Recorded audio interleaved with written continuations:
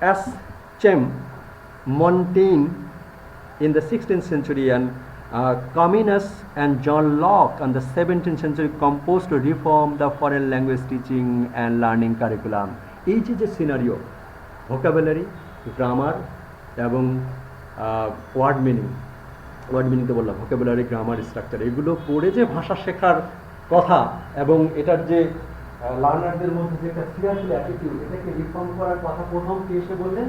এই স্কলাররা, যাদের নাম হলো Montaigne and Comenius and John Locke. They said that English language or language teaching shouldn't be followed like the written language teaching.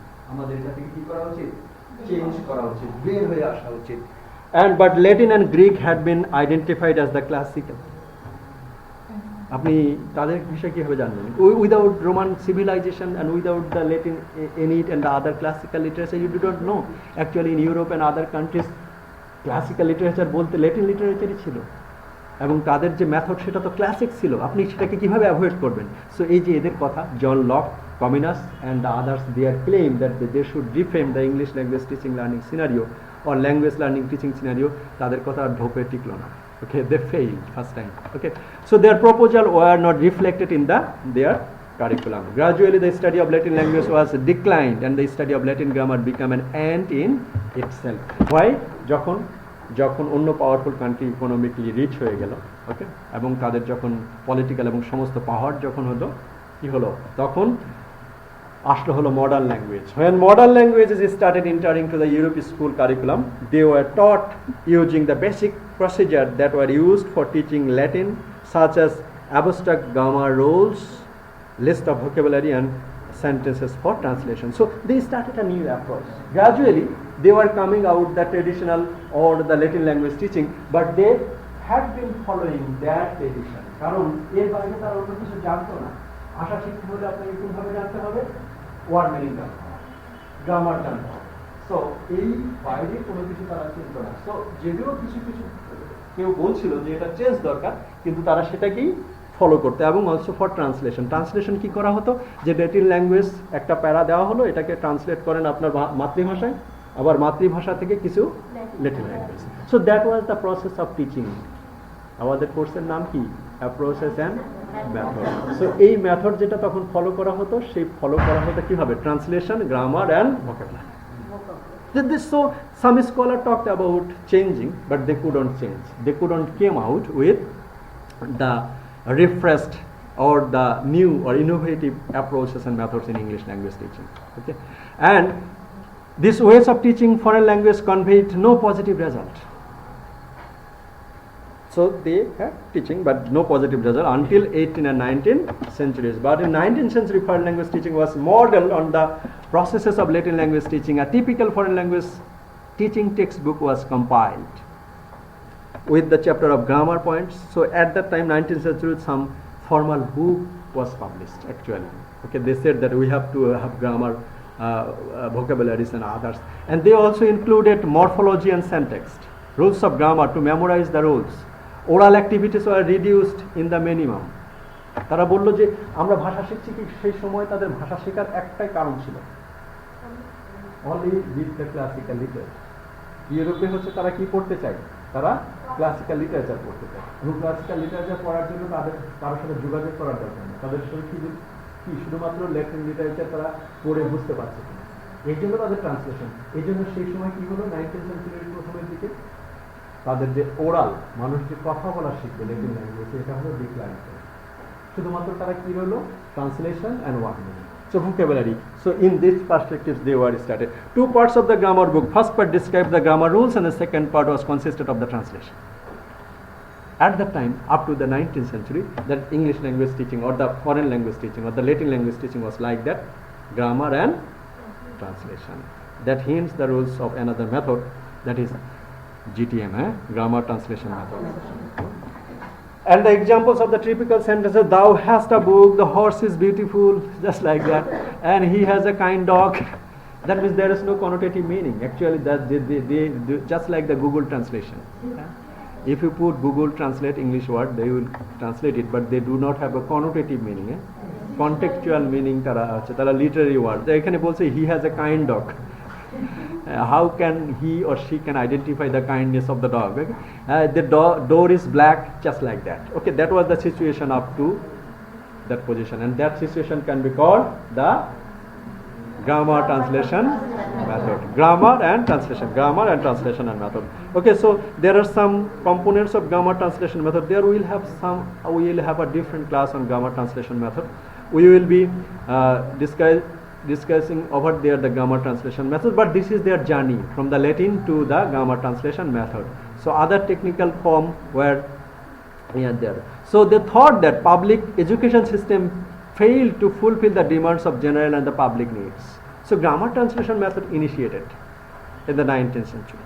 Okay, but they were not able to fulfill the demands, public demands mean 1900 শতকের শেষের দিকে এসে কি হলো, যখন immigration বেড়ে গেল, বিভিন্ন জায়গায় মানুষ যখন যাতায়াত শুরু করলো, তখন এই grammar translation method, that means সেখানে কি there is no scope of oral communication, ভাষা বলা শেখাচ্ছে না, সেখানে কি শিখছি আমরা শুধুমাত্র grammar and translation.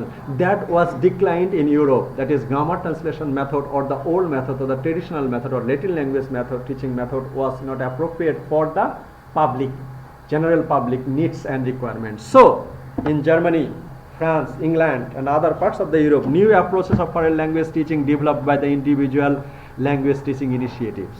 এখন ইউরোপে এসে কিছু স্কলার চলে আসলো, তারা বললো যে no, okay, that's fine, though we had been teaching Latin language, we had been learning Latin language following GTM, but at present we need a different one, and that was proposed by C. Marshall, Pendargent and F. Guin. They say, okay, so they followed the traditional teaching learning method. Their oral speaking or oral proficiency was ignored totally.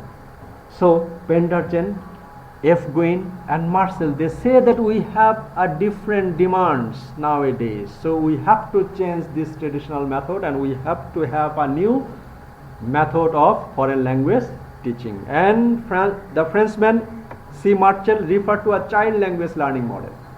ফ্রেন্সম্যান বললো, ওকে, যখন তারা বললো যে ইয়াস do have any prescription, আপনারা বলছেন এত বড় বড় কথা বলছেন, কোনো প্রেসক্রিপশন আছে তাদের আপনাদের, তখন ফ্রেন্সম্যান এই যে মার্সেল বললো যে yes, in case of language teaching we have to follow the children's method, the way children learn language, we have to follow that. Okay, not only that, Pendargent proposed to observe the children contextual and situational clues to interpret utterance. Okay, এই পেন্ডারজেন্ট বললো যে না, আমাদের ওটার আগে কি করতে হবে, আমাদের ভাবতে হবে যে শব্দের উচ্চারণ নিয়ে, we have to speak about the utterance of the specific word or the specific language. So we should not have confined to the oral and the written and the translation. We have to go a little bit more. What is the more? That is, we have to speak about the utterance of a specific word or specific language or sentence. So we have to say, and also not only that, F. Guin proposed a foreign language teaching proposed based on the observation of child language. And not only that, Guin established a school of Abdus. Why? So we are in the discussion that how and which way English language became the, so we have discussed the past, that Latin language was dominated language, the classical language, the literature and others. But gradually towards the second half of the 19th century, the scholars and the general people, they had a different requirements. And when they had a different requirements, F. Guin, Pendargent and Marshall, they came up with their suggestions. Suggestion for key innovation or the new approach and methods of English language teaching, not English language teaching, foreign language teaching.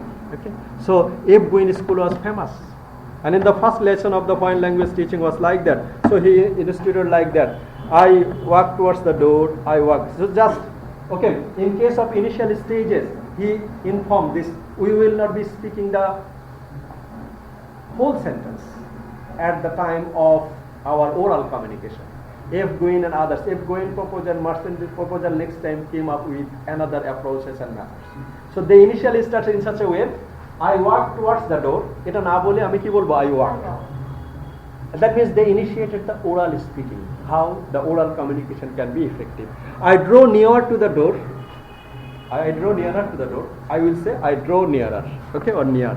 So in such a way they initiated their oral proficiency development. So Goen emphasizes the usage of gesture and action to convey the meaning of utterance. So gesture and meaning, so sign language will be there. If I say, what does it mean? That means I am not speaking with the help of our lips, but I am speaking with the help of our two fingers. So that is a sign language. So utterance and movement that